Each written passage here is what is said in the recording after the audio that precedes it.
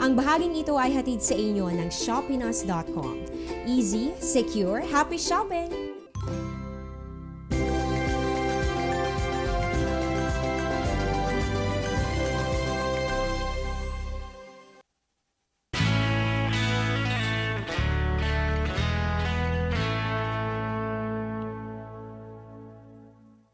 Magandang umaga, Pilipinas. Lingid sa kaalaman ng ilan, ang ika-6 hanggang sa ika-12 nitong Agosto ay diniklara bilang National Hospital Week. Sa ilalim ng Proclamation No. 181, layo nitong bigyang pugay si Dr. Sixto Orosa ang tinaguruan bilang Father of Provincial Hospital Act sa bansa.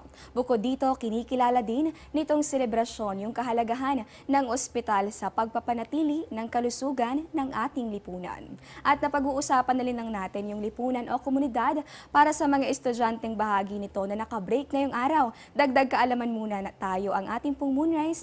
Yan po ay ganap na 8:22 ng umaga. Moonset naman natin 50 minutes makalipas ang alas 8 ng gabi. At eto, alam mo bang waxing crescent moon, yung ating kasalukuyang lunar phase? Sa ganitong phase, kalahati ng buwan yung nakatatanggap ng liwanag mula sa araw. Tinatawag din itong young moon kung saan ang buwan ay nakikita sa kanluran matapos ang sunset. At eto pa, dagdag kaalaman pa rin, ang terminong waxing ay nangangahulugan ng increasing, kasabay po yan ng unti-unting pagdadagdag ng liwanag ng buwan. Check naman natin yung epekto niyan sa ating mga tides. Courtesy po of NAMRIA, along Manila Bay, pagsapit ng 11:52 ng umaga, inaasahan natin yung high tide. Posible po yung umabot sa 1.25 meters. 0.18 meters naman yung ating inaasahang low tide pagtungtong po yan ng 7:27 ng gabi.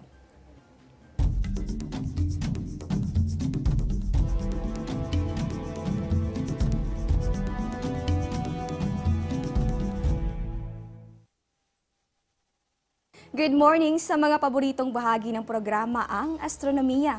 Narito na nga po yung inyong inaabangan kanina pa. Alam niyo bang umabot na sa 4,270 exoplanets yung nadiskubre ng NASA? Natuklasan lamang gamit yung Kepler telescope, ang exoplanets ay ang mga planeta na nasa labas ng ating solar system na kinikilala sa ngayon. Sa pag-aaral naman ng mga astronomers mula sa France at Amerika, 216 sa mga ito yung pasok sa tinaguriang habitable zone dahil na rin sa tamang distansya ng mga ito mula sa araw. At matapos nga yung pag-aaral sa mga ito, inilabas yung listahan ng 20 most habitable exoplanets. Batay sa ulat, ang mga ito ay may potensyal ng pagkakaroon ng tubig at rocky surface na katulad ng sa Earth. Bagamat marami pang kailangan tuklasin, ang pag-aaral na ito ay makatutulong para matukoy yung mga exoplanets na kailangang mas pagtuunan ng pansin at mapag-aralan pa sa posibilidad na rin ng pagtataglay ng buhay.